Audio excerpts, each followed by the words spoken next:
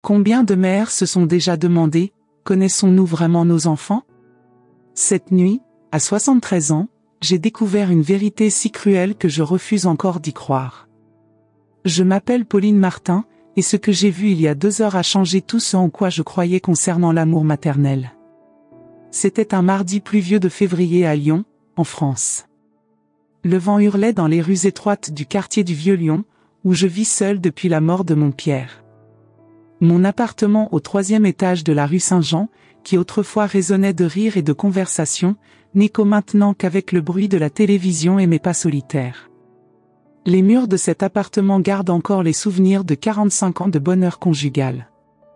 Les photos de notre mariage en 1978, celle où Pierre tient notre petit Nicolas dans ses bras pour la première fois, nos vacances en Provence. Chaque coin de cette maison me rappelle combien nous étions heureux, combien notre famille était unie. Depuis la mort de Pierre il y a 2 ans, d'un cancer qu'il a emporté en seulement 6 mois, je me suis accrochée à ces souvenirs comme à une bouée de sauvetage. Nicolas était devenu mon seul lien avec cette époque bénie, mon unique consolation dans cette solitude qui me pesait de plus en plus. Mon fils Nicolas, âgé de 42 ans, était arrivé de manière inattendue vers 8 heures du soir. Habituellement, il ne venait que le dimanche après-midi, toujours pressé, toujours préoccupé par ses propres problèmes. Mais ce soir-là était différent. Il paraissait différent, inquiet, évitant mon regard, ses mains tremblant légèrement quand il a retiré sa veste trempée par la pluie. « Bonsoir, maman », a-t-il dit en embrassant mon front avec une hâte inhabituelle. « Comment te sens-tu » J'ai trouvé la question étrange. Nicolas ne s'était jamais autant préoccupé de ma santé de cette manière. Généralement, nos conversations tournaient autour de ses difficultés professionnelles, de ses problèmes d'argent, de sa rupture avec Sylvie qui avait emmené mes petits-enfants loin de Lyon. Il était au chômage depuis 6 mois, après avoir perdu son emploi à l'usine Renault, et chaque visite était devenue un rappel douloureux de ses échecs. « Tu sembles fatiguée, maman. Et si je préparais ton thé ce soir ?» a-t-il proposé avec un sourire qui n'atteignait pas ses yeux, un sourire que je ne reconnaissais pas. Cette proposition m'a surprise au plus haut point. En 42 ans de vie, Nicolas ne s'était jamais proposé de préparer mon thé du soir. C'était mon petit rituel personnel, ma façon de clôturer chaque journée depuis la mort de Pierre. Une tasse de thé à la camomille, quelques biscuits sablés, et les nouvelles du soir à France 2. Mais j'ai accepté, pensant que peut-être il essayait enfin d'être plus affectueux avec moi. Peut-être qu'il réalisait enfin que nous n'avions plus que nous deux dans cette famille qui se réduisait chaque année un peu plus. Je me suis installée dans mon fauteuil préféré du salon, celui en velours bleu que Pierre m'avait offert pour nos 20 ans de mariage. De là, je pouvais voir une partie de la cuisine grâce au miroir ancien accroché au mur du couloir. J'ai fait semblant de regarder les actualités, mais quelque chose dans le comportement de Nicolas me rendait alerte. Il y avait une tension dans l'air que je n'arrivais pas à identifier, comme ces moments où l'on sent qu'un orage va éclater sans voir encore les nuages. Nicolas bougeait de manière nerveuse dans la cuisine, ouvrant et fermant les placards plus fort que nécessaire, faisant s'entrechoquer les tasses.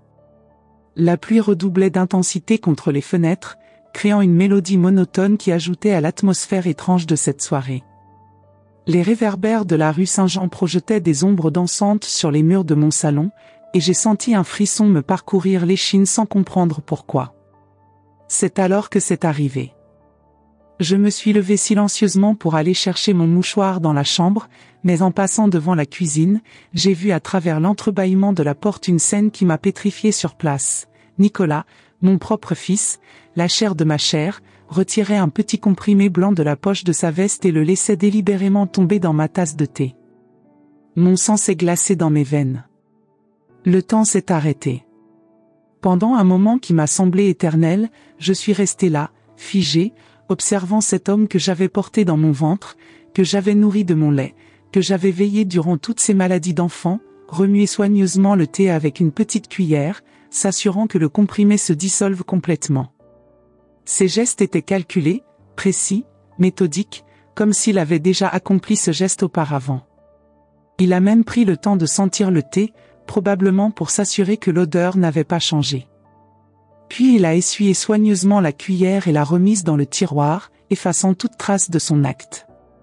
Mon cœur battait si fort que j'ai craint qu'il puisse l'entendre depuis la cuisine. Mes jambes tremblaient tellement que j'ai dû m'appuyer contre le mur du couloir pour ne pas m'effondrer. 1000 pensées se bousculaient dans ma tête en quelques secondes. Pourquoi? Qu'est-ce qu'il compte me faire? Depuis combien de temps cela dure-t-il? Ai-je déjà bu de ces thés empoisonnés sans m'en rendre compte? La réalité de ce que je venais de voir était si impossible à accepter que mon cerveau refusait de la traiter. C'était comme si je regardais un film d'horreur, sauf que le monstre portait le visage de mon enfant. « Maman! Ton thé est prêt ?» a crié Nicolas depuis la cuisine avec une voix enjouée, presque musicale, si différente de son ton habituel morne et désabusé. J'ai respiré profondément, essayant de reprendre contenance, et je suis retourné au salon d'un pas que j'espérais normal. Il est venu vers moi avec la tasse fumante, ses mains ne tremblaient plus. Au contraire, il semblait détendu, presque soulagé. « Voici, bien chaud, comme tu l'aimes. »« Merci, mon chéri », ai-je répondu en recevant la tasse avec des mains qui luttaient pour ne pas trembler. J'ai remarqué qu'il avait utilisé ma tasse préférée, celle avec des petites roses peintes à la main que ma mère m'avait offerte pour mes 20 ans. Nicolas s'est installé sur le canapé en face de moi, dans une position qui lui permettait de m'observer attentivement. Ce n'était pas sa place habituelle, d'ordinaire, il s'asseyait à côté de moi sur le canapé ou restait debout, impatient de repartir. Cette fois, il s'était positionné comme un spectateur attendant le début d'un spectacle. « Bois, maman, avant que ça refroidisse », a-t-il insisté avec une douceur qui contrastait terriblement avec l'horreur de son geste. J'ai porté la tasse à mes lèvres, faisant semblant de boire, mais me contentant d'humecter mes lèvres. Le thé avait un goût légèrement amer, métallique, très différent de mon habituelle camomille douce. « Il est délicieux », ai-je menti en lui adressant le sourire le plus naturel possible. Pendant 20 longues minutes, j'ai continué cette comédie macabre, faisant semblant de boire de petites gorgées tout en vidant discrètement le contenu dans le pot de fleurs posé à côté de mon fauteuil chaque fois que Nicolas détournait le regard. Mais il me surveillait avec une attention perturbante, comme un chat guettant une souris. Il a même essayé d'alimenter la conversation, me parlant de la météo, des nouvelles, de tout et de rien, mais je sentais que chaque mot était calculé pour me maintenir éveillé jusqu'à ce que le supposé somnifère fasse effet. « Tu sais, maman, a-t-il dit à un moment, j'ai réfléchi dernièrement à tout ce que tu as fait pour moi. Tu mérites vraiment de te reposer. » Ces mots, qui auraient dû me toucher, m'ont glacé le sang. Quel sens avait-il réellement dans sa bouche? Finalement, j'ai laissé la tasse vide sur la table basse et me suis étiré théâtralement. « Mon Dieu, je suis vraiment très fatigué ce soir », ai-je murmuré en forçant un bâillement. Les yeux de Nicolas ont brillé d'une lueur que je n'avais jamais vue auparavant. « Tu ferais mieux d'aller te reposer alors, maman. Je vais rester ici encore un peu, regarder la télévision. » C'était également inhabituel. Nicolas ne restait jamais après mon coucher. Il avait toujours hâte de partir, prétextant des rendez-vous ou des choses à faire. Je lui ai dit bonsoir avec un baiser sur le front, ce geste maternel que j'accomplissais machinalement depuis 42 ans, mais qui ce soir-là avait un goût d'adieu. Je suis allé dans ma chambre, j'ai fermé la porte en laissant une fente minuscule pour observer, et je me suis allongé tout habillé sur mon lit. Mon cœur battait de manière si désordonnée que j'ai craint de faire un malaise. Allongé dans le noir, je tentais de donner un sens à ce que j'avais vu. Mon fils, mon unique enfant, l'homme qui m'appelait encore « maman » avec tendresse, venait de tenter de me droguer. Mais pourquoi? Et qu'avait-il l'intention de faire une fois que je serais inconsciente? 1 heure s'est écoulée, 1 heure qui m'a paru durer une éternité. Chaque minute était un supplice, chaque bruit de la maison me faisait sursauter. Puis j'ai entendu des pas prudents dans le couloir. Nicolas s'approchait de ma chambre. Pouvez-vous imaginer la terreur que j'ai ressentie à ce moment-là? Ce que j'ai découvert par la suite était encore pire que tout ce que j'aurais jamais pu imaginer. Restez avec moi jusqu'à la fin de cette histoire, car ce qui s'est passé dans les heures suivantes révélera des secrets qui ont changé non seulement ma vie, mais la vie de toute ma famille. Parfois, les personnes que nous aimons le plus sont capables des plus grandes trahisons. Allongé dans mon lit, dans l'obscurité complète de ma chambre, chaque seconde me semblait une éternité. Les pas de Nicolas s'approchaient lentement de la porte de ma chambre, et je pouvais entendre le parquet ancien craquer sous son poids. J'ai maintenu mes yeux fermés, contrôlant ma respiration pour donner l'impression d'un sommeil profond, alors que mon cœur battait si fort que j'étais certaine qu'il pouvait l'entendre. Il s'est arrêté devant ma porte. À travers mes paupières closes, j'ai senti la lumière du couloir filtrer dans la pièce quand il a entrouvert la porte. J'ai pu sentir son regard posé sur moi pendant de longues minutes interminables.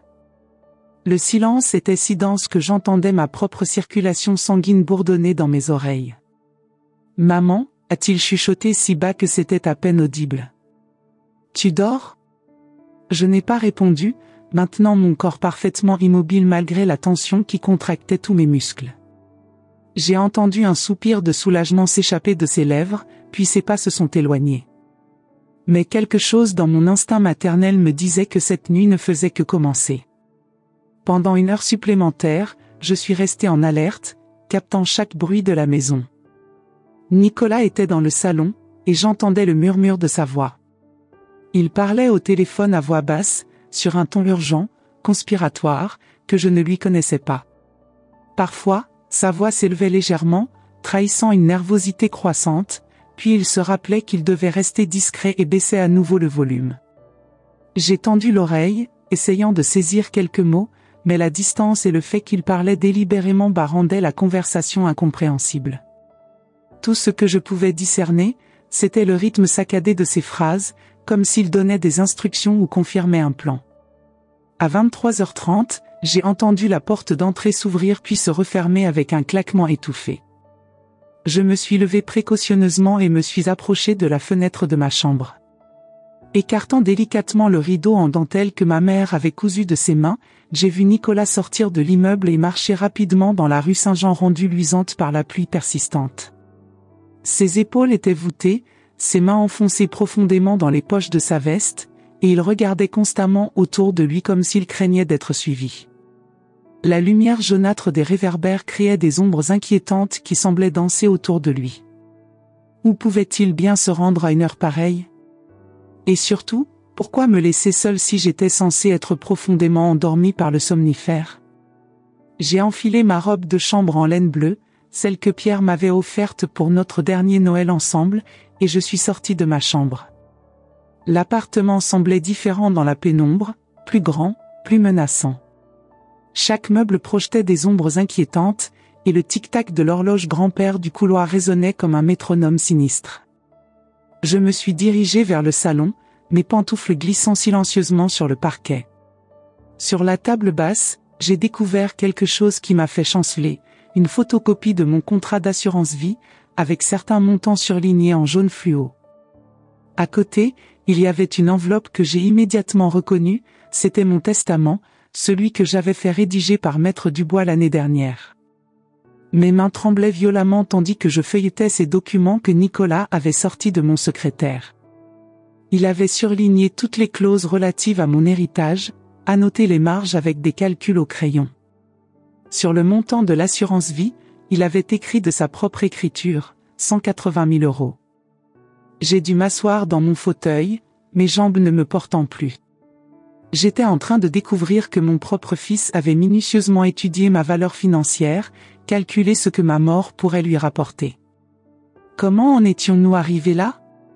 Comment l'enfant que j'avais bercé dans mes bras, à qui j'avais chanté des berceuses, pour qui j'avais sacrifié tant de choses, pouvait-il me réduire à une simple équation mathématique? J'ai remarqué d'autres papiers éparpillés, des relevés bancaires de mes comptes que j'ignorais qu'il connaissait, une liste manuscrite de mes bijoux avec leur valeur estimée, et même une copie de l'acte de propriété de l'appartement. Il avait tout inventorié, tout évalué, comme un expert comptable préparant une succession. La sonnerie stridente du téléphone m'a fait sursauter si violemment que j'ai failli renverser la lampe. Qui pouvait appeler à 1 heure pareille? J'ai décroché avec une voix que j'espérais stable. « Allô? Madame Martin? Ici le docteur Rousseau, de l'hôpital Édouard Herriot. » Je suis désolé de vous déranger si tard, mais j'ai jugé nécessaire de vous contacter au sujet de votre fils Nicolas. Mon cœur s'est arrêté de battre. Qu'est-ce qui lui est arrivé? Il va bien? Oh, ne vous inquiétez pas, il se porte bien physiquement. Mais je dois vous informer qu'il est venu à l'hôpital cet après-midi en posant des questions très particulières concernant des médicaments destinés à aider les personnes âgées à dormir profondément. Mon infirmière-chef, Madame Leblanc, s'est sentie préoccupée par ces questions et a insisté pour que je vous en informe. Le téléphone a failli glisser de mes mains moites. Quel genre de médicaments? Des sédatifs puissants, madame. Des substances qui ne se trouvent normalement que dans les services de soins palliatifs ou en anesthésie. Il prétendait que c'était pour vous aider avec des insomnies sévères, mais, eh bien, les quantités qu'il demandait étaient très préoccupantes. Et il semblait remarquablement bien informé sur les dosages. Le docteur a marqué une pause, puis a ajouté, « Madame Martin, en tant que médecin, j'ai le devoir de vous dire que les doses qu'il évoquait ne sont pas destinées à provoquer le sommeil, mais l'inconscience. Et dans certains cas. » Il n'a pas terminé sa phrase, mais je comprenais parfaitement ce qu'il sous-entendait. Il a obtenu ses médicaments, ai-je demandé, la gorge serrée. Pas de nous, bien sûr. Mais il connaît quelqu'un dans l'établissement, un aide-soignant qui a été licencié récemment pour des irrégularités. Je crains qu'il n'ait pu se procurer ce qu'il cherchait par d'autres moyens. Après avoir raccroché, je suis restée assise dans l'obscurité, tentant de relier tous les éléments de ce puzzle horrifiant. Nicolas était au chômage, désespéré par ses dettes, et maintenant je savais qu'il s'était procuré des médicaments dangereux. L'image devenait de plus en plus claire, et de plus en plus terrifiante. Le bruit de la clé dans la serrure m'a fait bondir. Nicolas était de retour. J'ai rapidement remis tous les papiers en place et couru vers ma chambre, me glissant sous les couvertures juste à temps. J'ai entendu ses pas dans l'entrée, puis il s'est dirigé directement vers ma chambre. Cette fois, il est entré complètement, s'approchant de mon lit. J'ai senti son haleine proche de mon visage tandis qu'il vérifiait si j'étais vraiment inconsciente. Il a même soulevé délicatement mon bras et l'a laissé retomber, testant mon niveau de conscience. « Parfait », a-t-il murmuré pour lui-même, et ce simple mot a résonné dans ma tête comme une sentence de mort. Ce qui s'est passé ensuite m'a plongé dans un état d'horreur absolue. Nicolas a commencé à fouiller ma chambre de fond en comble, mais cette fois avec une méthode et une froideur qui m'ont glacé le sang. Il n'était plus le fils nerveux et désespéré que j'avais vu plus tôt, il était devenu quelqu'un d'autre, quelqu'un de calculateur et déterminé. Il a ouvert mes tiroirs, fouillé dans mes affaires personnelles, jusqu'à trouver mon portefeuille avec toutes mes cartes bancaires. À travers mes paupières mi-closes, je l'ai vu photographier méticuleusement chaque carte avec son téléphone portable, probablement pour mémoriser les numéros. Ensuite, il a pris mon téléphone portable sur la table de chevet et a commencé à le manipuler. J'ai réalisé avec horreur qu'il cherchait les mots de passe de mes comptes bancaires que j'avais naïvement sauvegardés dans l'appareil, croyant que personne d'autre que moi ne l'utiliserait jamais. Mais le pire restait à venir. Nicolas est sorti de la chambre et est revenu quelques minutes plus tard en portant une valise de taille moyenne. Il a commencé à y emballer certains de mes biens les plus précieux, les bijoux que Pierre m'avait offerts pour nos anniversaires de mariage, la montre en or massif qui appartenait à ma grand-mère, même les cadres photos en argent qui contenaient nos souvenirs de famille les plus chers. C'était comme s'il préparait mon départ définitif, ou comme s'il effaçait mon existence de cet appartement. Il manipulait chaque objet avec une froideur clinique, les enveloppant soigneusement dans du papier de soie comme s'il préparait un déménagement. Parfois, il s'arrêtait pour examiner un bijou sous la lumière de sa lampe de poche, évaluant probablement sa valeur marchande. Son téléphone a vibré. Il a répondu en chuchotant, « Oui, elle dort profondément. Oui, les documents sont tous là. Non, elle ne se réveillera pas avant demain matin ou plus tôt. » Demain? Non, c'est trop risqué en plein jour. Oui, je comprends que tu aies besoin de l'argent aussi, mais il faut que ce soit parfait. Mon sang s'est glacé dans mes veines. Nicolas n'agissait pas seul. Il avait un complice, quelqu'un qui attendait également de profiter de ma disparition. La conversation a continué, et chaque mot était comme une lame qui s'enfonçait dans mon cœur. L'infirmière de l'hôpital ne soupçonne rien. J'ai dit que c'était pour traiter son insomnie. Oui, la dose que tu m'as donnée devrait fonctionner pendant au moins 12 heures. Non, on ne va pas le faire ici. Trop risqué. On va l'emmener au lac, comme prévu. Le lac? Quel lac? Mon cœur battait si fort que j'ai craint qu'il puisse l'entendre depuis l'autre bout de la pièce. Oui, j'ai les clés de sa voiture. Ça ressemblera à un accident, elle conduisant seule la nuit, fatiguée, somnolente. Personne ne soupçonnera quoi que ce soit. Une vieille dame qui s'est endormie au volant, c'est malheureusement assez courant. Chaque mot était comme un coup de poignard dans ma poitrine. Mon propre fils, l'enfant que j'avais porté pendant 9 mois, que j'avais nourri de mon lait, que j'avais veillé pendant toutes ces maladies, était en train de planifier minutieusement ma mort. Les freins? Non, c'est trop compliqué et ça laisserait des traces. Le somnifère est plus sûr. Elle s'endormira au volant, la voiture ira dans le lac, et on dira qu'elle a eu un malaise. Avec son âge et le stress depuis la mort de son mari.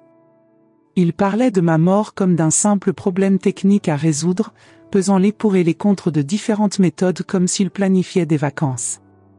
Nicolas est revenu dans ma chambre une fois de plus. Cette fois, il portait une seringue.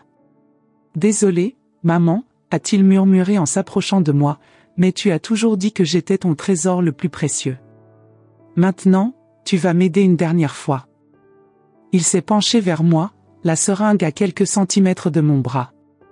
La lueur de la lampe de poche se reflétait sur l'aiguille, créant un éclat métallique terrifiant. Je pouvais sentir l'odeur de sa transpiration, entendre sa respiration saccadée. Il était nerveux, mais déterminé. C'est à ce moment précis que j'ai pris la décision la plus courageuse de toute ma vie. Je ne pouvais pas rester là, passive, et laisser mon fils devenir un meurtrier. Je ne pouvais pas le laisser détruire sa vie et la mienne. Quelque part dans mon cœur de mère, je savais que je devais le sauver de lui-même, même si cela signifiait risquer ma propre vie.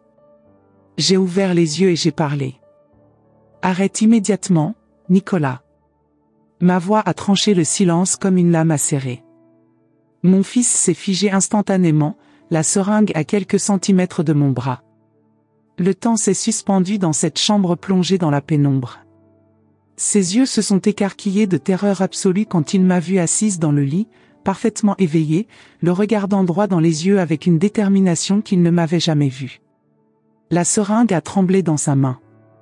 Son visage, éclairé par la faible lueur de sa lampe de poche, était devenu d'une pâleur cadavérique. Pendant quelques secondes interminables, nous nous sommes regardés en silence, mère et fils, dans cette chambre qui avait été témoin de tant de moments tendres de notre passé et qui devenait maintenant le théâtre de la confrontation la plus douloureuse de nos vies. « Maman, tu devrais être en train de dormir. » a-t-il balbutié, cachant précipitamment la seringue derrière son dos comme un enfant pris en flagrant délit de bêtise. Mais nous n'étions plus dans l'innocence de l'enfance. Nous étions dans l'horreur pure de la trahison adulte. « Dormir avec le comprimé que tu as mis dans mon thé ?» ai-je demandé d'une voix que je ne reconnaissais pas moi-même, froide, contrôlée, malgré le fait que mon cœur était en train de se briser en 1000 morceaux. J'ai allumé la lampe de chevet, et la lumière chaude a brutalement illuminé cette scène surréaliste. Nicolas, mon fils, se tenait debout à côté de mon lit avec une seringue destinée à me tuer, ses vêtements froissés, ses cheveux ébouriffés, ses yeux injectés de sang témoignant d'une nuit d'angoisse et de préparatifs sinistres. Le visage de Nicolas s'est décomposé entièrement. Toute couleur l'a quitté, et j'ai vu ses jambes trembler sous lui. « Je ne sais pas de quoi tu parles. » a-t-il tenté de nier, mais sa voix cassée et ses mains qui tremblaient violemment trahissaient son mensonge. « Ne me mens pas, ai-je explosé, me levant du lit avec une énergie que je ne me connaissais pas, j'ai tout vu. Je t'ai vu mettre le comprimé, je t'ai vu fouiller mes affaires, j'ai entendu ta conversation téléphonique au sujet du lac. » La mention du lac a été le coup de grâce. Nicolas a laissé échapper la seringue qui est tombée sur le parquet avec un bruit métallique sinistre.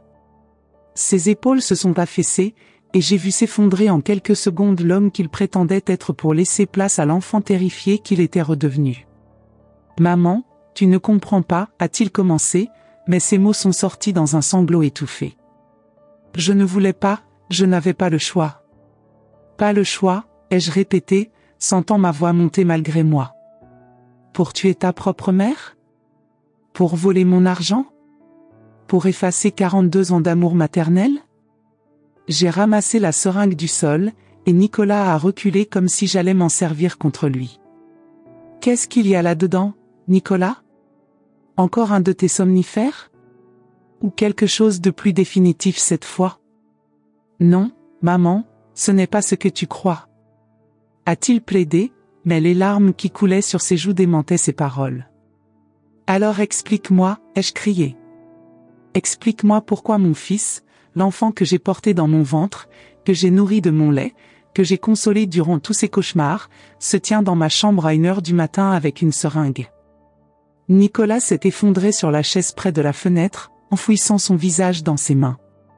Ses épaules tremblaient de sanglots incontrôlables. « Je suis désespéré » s'est-il écrié entre deux hoquets. « J'ai tout perdu.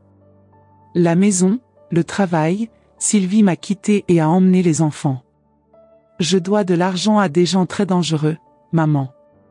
Des gens qui vont me tuer si je ne paie pas. Et cela justifie de me tuer, ai-je demandé, sentant une douleur dans la poitrine qui était pire que toute douleur physique que j'avais jamais ressentie. J'ai pensé que ce serait rapide, sans souffrance. A-t-il murmuré sans oser me regarder. Tu as tellement souffert depuis la mort de papa, j'ai pensé que peut-être tu voudrais même. Comment oses-tu ? Ai-je explosé avec une fureur que je ne me connaissais pas, comment oses-tu décider que je veux mourir ? Comment oses-tu décider de la valeur de ma vie ? J'ai marché vers lui, et il s'est recroquevillé sur sa chaise comme s'il s'attendait à recevoir une gifle. Mais au lieu de cela, je me suis agenouillé devant lui, forçant ce homme de 42 ans à me regarder dans les yeux. « Nicolas, regarde-moi. Regarde bien ta mère. Est-ce que j'ai l'air de quelqu'un qui veut mourir ? Est-ce que j'ai l'air de quelqu'un qui a renoncé à la vie ?» Il a levé les yeux vers moi, et j'ai vu dans son regard toute la culpabilité, toute la honte, toute la terreur d'un homme qui réalise l'énormité de ce qu'il a failli commettre. « Depuis la mort de ton père, j'ai effectivement eu des moments difficiles, ai-je continué d'une voix plus douce. Mais j'ai aussi eu des moments de joie. J'ai mes souvenirs, mes livres, mes voisines avec qui je joue aux cartes le jeudi. J'ai mes petits-enfants qui m'appellent de Marseille. J'avais mon fils qui venait me voir le dimanche. Tu avais, a-t-il demandé, comprenant la portée de mes mots. Nicolas, après cette nuit, comment pourrais-je te regarder sans penser à cette seringue ? Comment pourrais-je boire un thé que tu m'apportes sans me demander s'il contient un poison ? Comment pourrais-je dormir tranquille en sachant que mon propre fils a calculé combien vaut ma mort ? Il s'est mis à pleurer plus fort, des sanglots de petit garçon qui contrastaient horriblement avec la gravité de ses actes d'adulte. « Qui est ton complice ?» ai-je demandé plus froidement. Nicolas a hésité, puis a murmuré, « C'est mon ami Marcel. Marcel Dubois.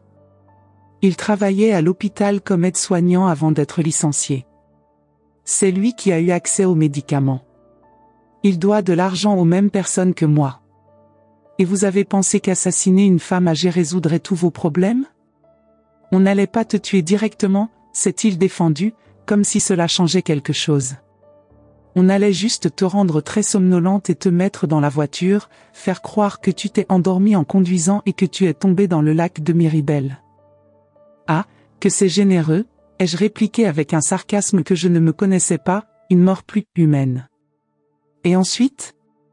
Vous auriez pleuré à mes funérailles en jouant les fils et amis éplorés ? Nicolas ne pouvait plus parler tellement il sanglotait. C'est alors que le téléphone a sonné. Dans le silence tendu de cette confrontation, la sonnerie nous a fait sursauter tous les deux. Il était presque 2h du matin, qui pouvait appeler à une heure pareille ? Réponds, ai-je ordonné. Avec des mains tremblantes, Nicolas a décroché le téléphone de ma table de chevet. Allô ? Oui, Marcel ? Non, pas encore. Il y a eu un problème. Elle s'est réveillée. J'entendais la voix hystérique de l'homme à l'autre bout de la ligne qui criait sur Nicolas. J'ai arraché le téléphone des mains de mon fils. Marcel ? Ici Pauline Martin. La femme que vous comptiez assassiner cette nuit. Un silence de mort s'est installé à l'autre bout de la ligne. J'ai entendu toute votre conversation. Je sais tout sur votre plan, sur les médicaments, sur le lac. Et sachez que j'ai déjà appelé la police. C'était un mensonge, je n'avais pas encore appelé, mais j'avais besoin d'effrayer cet homme. Vous ne pouvez rien prouver. A balbutié Marcel à l'autre bout du fil. Vraiment ? J'ai des enregistrements de vos conversations, des témoins de l'hôpital, et un fils qui se trouve ici même devant moi avec une seringue pleine de sédatifs. Combien de temps pensez-vous avoir avant que la police arrive ? J'ai raccroché brutalement et me suis tourné vers Nicolas, qui était en état de panique totale. Maman, s'il te plaît, n'appelle pas la police, a-t-il supplié. Je vais partir, je ne t'embêterai plus jamais. S'il te plaît, pense à tes petits-enfants, ils ne peuvent pas voir leur père en prison. Mes petits-enfants, ai-je répété lentement. Tu as pensé à eux quand tu planifiais de me tuer ? Tu as pensé qu'ils grandiraient en sachant que leur père a assassiné leur grand-mère ? Nicolas n'avait aucune réponse à cela. C'est alors que j'ai pris une décision qui me surprend encore aujourd'hui. Lève-toi, ai-je ordonné. Il a obéi, confus et terrifié. Assieds-toi sur cette chaise et écoute-moi attentivement, parce que ce que je vais te dire maintenant va déterminer si tu sors d'ici comme mon fils ou comme un criminel. Nicolas s'est assis, essuyant ses larmes avec le dos de ses mains comme un enfant puni. Mais ce n'était plus un enfant, c'était un homme adulte qui avait fait des choix d'adulte, et qui allait devoir en assumer les conséquences. Je me suis assise sur le bord de mon lit, face à lui, et j'ai commencé à parler. Les mots qui sont sortis de ma bouche cette nuit-là allaient changer nos vies à jamais. Nicolas s'est assis sur la chaise, essuyant les larmes avec le dos de ses mains. Je me suis positionnée face à lui, sentant un poids immense sur mes épaules, le poids d'une mère qui doit prendre la décision la plus difficile de sa vie. Dans cette chambre baignée par la lumière douce de ma lampe de chevet, entourée des souvenirs de toute une vie, j'allais prononcer les mots qui détermineraient notre avenir à tous les deux. Il y a 54 ans, ai-je commencé d'une voix que j'essayais de garder stable, je t'ai tenu dans mes bras pour la première fois. Tu étais si petit, si fragile, que j'ai promis que jamais je ne laisserais rien de mal t'arriver. Nicolas m'a regardé avec des yeux gonflés de larmes, ses cils mouillés lui donnant l'apparence de l'enfant qu'il avait été. Pendant toutes ces années, combien de fois me suis-je sacrifié pour toi ? Combien de nuits ai-je passé éveillé quand tu étais malade ? Combien de fois ai-je travaillé des heures supplémentaires pour acheter tes jouets, tes vêtements, payer ton éducation ? J'ai marqué une pause, laissant mes souvenirs remonter à la surface. Je revoyais ce petit garçon aux cheveux bouclés qui courait dans cet appartement, qui s'endormait dans mes bras en suçant son pouce, qui me disait « Je t'aime, maman », avec cette innocence pure de l'enfance. Te souviens-tu, Nicolas, quand tu avais 7 ans et que tu as eu cette pneumonie ? Le médecin disait que c'était grave, qu'il fallait t'hospitaliser. J'ai passé 3 semaines sans dormir, à ton chevet, à éponger ton front fiévreux, à te faire boire de petites gorgées d'eau. Ton père travaillait, quelqu'un devait payer les factures, alors c'est moi qui ai veillé. Un sanglot s'est échappé de la gorge de Nicolas. Et quand tu avais 15 ans, quand tu as eu cet accident de vélo et que tu as cassé la jambe ? Qui a pris des congés sans solde pour s'occuper de toi ? Qui t'a porté quand tu ne pouvais pas marcher ? Qui t'a aidé à faire tes devoirs quand tu étais cloué au lit ? Maman, a-t-il murmuré. Ne m'interromps pas, ai-je coupé sèchement. Quand ton père est mort, j'aurais pu aller vivre avec ma sœur Françoise à Marseille, avoir une vie plus tranquille, plus douce. Elle me le proposait sans cesse. Mais je suis restée ici, à Lyon, parce que tu étais ici. Parce que tu étais ma vie, mon ancrage, ma raison de continuer. Je me suis levée et j'ai marché jusqu'à la fenêtre, regardant la ville silencieuse à l'extérieur. Les réverbères éclairaient faiblement les rues humides, et quelques fenêtres restaient allumées dans les immeubles d'en face, d'autres vies, d'autres familles, d'autres histoires qui se déroulaient parallèlement à la nôtre. Et aujourd'hui, j'ai découvert que ce même fils, pour qui j'aurais donné ma vie sans hésiter, était en train de planifier de prendre la mienne. Je ne suis plus l'homme que tu as élevé, a murmuré Nicolas d'une voix brisée. Je suis devenu un échec, un lâche, un monstre. Je me suis retourné vers lui brusquement. Tu crois que c'est une question d'échec? D'argent? Nicolas, tu as travaillé chez Renault pendant 15 ans. Tu es intelligent, capable. Perdre un emploi, ce n'est pas la fin du monde. Mais les dettes, les gens qui veulent me faire du mal. Et tu as pensé que la solution était de me tuer, ai-je demandé, sentant ma voix se casser pour la première fois. Au lieu de venir me parler, de me demander de l'aide, de chercher ensemble une solution? Nicolas a baissé la tête, la honte l'empêchant de me regarder. J'avais honte. Honte de quoi? D'être humain? De traverser des difficultés? Je me suis assise sur le bord du lit, face à lui. C'était le moment de lui révéler quelque chose qu'il ignorait complètement. Nicolas, sais-tu combien d'argent j'ai sur mon livret d'épargne? Il m'a regardé, confus. 120 000 €. Sais-tu pourquoi je gardais cet argent? Pour vous le laisser en héritage, à toi et à mes petits-enfants. Mais sais-tu quoi? J'aurais donné chaque centime pour toi, aujourd'hui même, si tu m'avais simplement parlé de tes problèmes. Les yeux de Nicolas se sont écarquillés d'incrédulité. Tu m'aurais donné l'argent? Bien sûr. Tu es mon fils. Je préfère mourir pauvre en sachant que je t'ai aidé à recommencer plutôt que de mourir riche en sachant que tu souffres. Cette révélation l'a bouleversé. Il s'est remis à pleurer, mais cette fois c'étaient des larmes différentes, de remords authentiques, de honte profonde, de regret absolu. Mais maintenant, nous avons un problème, ai-je continué. Après cette nuit, comment pourrais-je te faire confiance à nouveau? Comment pourrais-je te regarder sans repenser à cette seringue, au comprimé dans le thé, au plan que tu as élaboré avec Marcel? Je ne sais pas, a-t-il chuchoté. J'ai tout détruit. J'ai détruit l'amour que tu avais pour moi. Je me suis levée et je suis allée jusqu'à ma commode, d'où j'ai retiré une enveloppe que j'avais préparée quelques mois auparavant, après avoir vendu quelques bijoux de famille que je ne portais plus. Cette enveloppe contient l'argent dont tu as besoin pour rembourser tes dettes, ai-je dit en la tenant dans mes mains. Mais il y a une condition. Nicolas m'a regardé avec un mélange d'espoir et de désespoir. Tu vas prendre cet argent, tu vas régler tes dettes, et ensuite tu vas te rendre à la police. Quoi? S'est-il exclamé en se levant de sa chaise. Assieds-toi, ai-je ordonné avec fermeté. Tu as commis une tentative d'homicide. Tu as planifié mon assassinat. Cela ne peut pas rester impuni. Mais maman, si je vais en prison. Tu aurais dû y penser avant, l'ai-je interrompu. Nicolas, tu dois payer pour ce que tu as fait. Tu dois comprendre la gravité de tes actes. Et moi j'ai besoin de savoir que tu as appris la leçon. Il est resté silencieux pendant de longues minutes, le regard perdu dans le vide. Combien de temps resterai-je en prison? Je ne sais pas. Peut-être quelques années. Mais sais-tu quoi? Je serai là quand tu sortiras. Je serai là pour t'aider à reconstruire ta vie, pour te soutenir, pour redevenir ta mère. Et si je ne me rends pas? J'ai planté mon regard directement dans le sien. Alors tu ne seras plus mon fils. Et cet argent ira à une association caritative.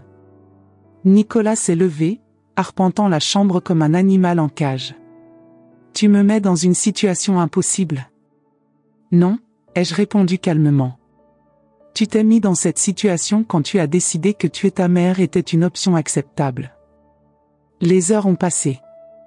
Nous avons parlé, pleuré, crié parfois.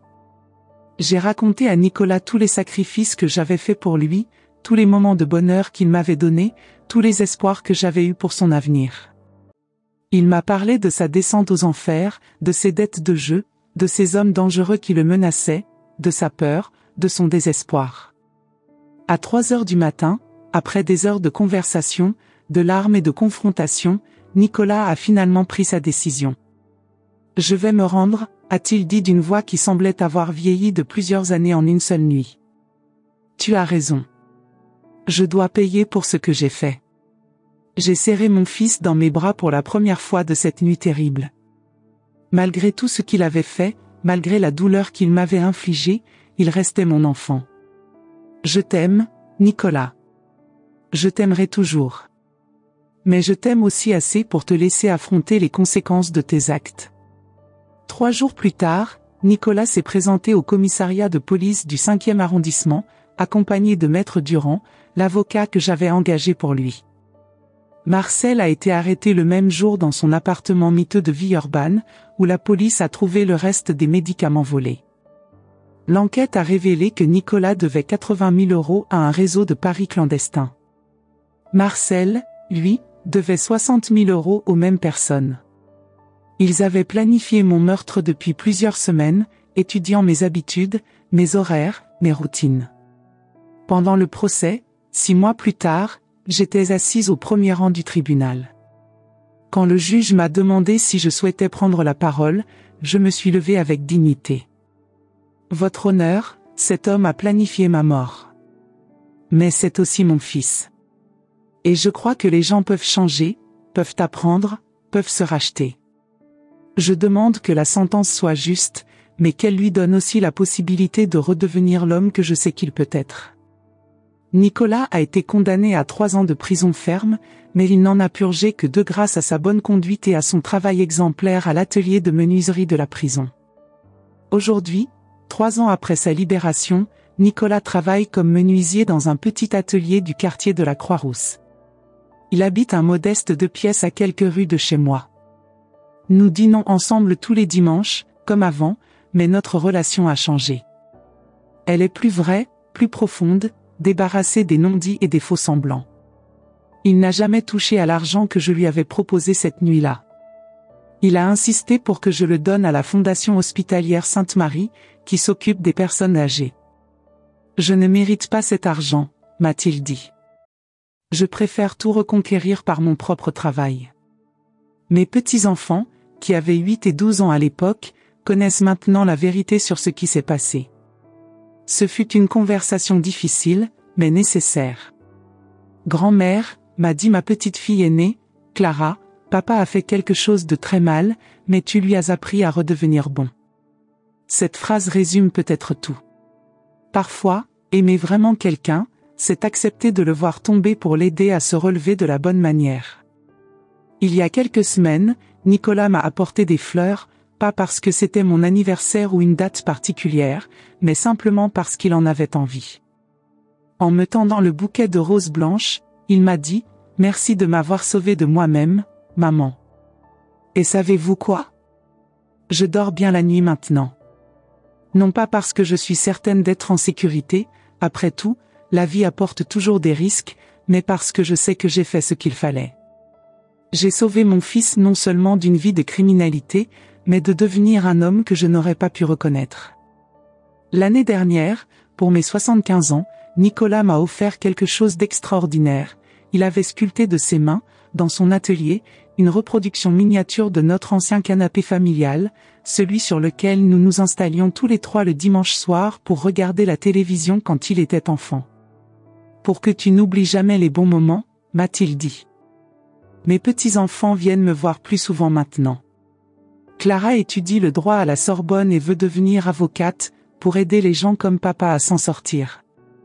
Son petit frère Julien, lui, veut devenir menuisier comme son père. Pour fabriquer de belles choses au lieu de détruire, dit-il avec la sagesse surprenante de ses 15 ans.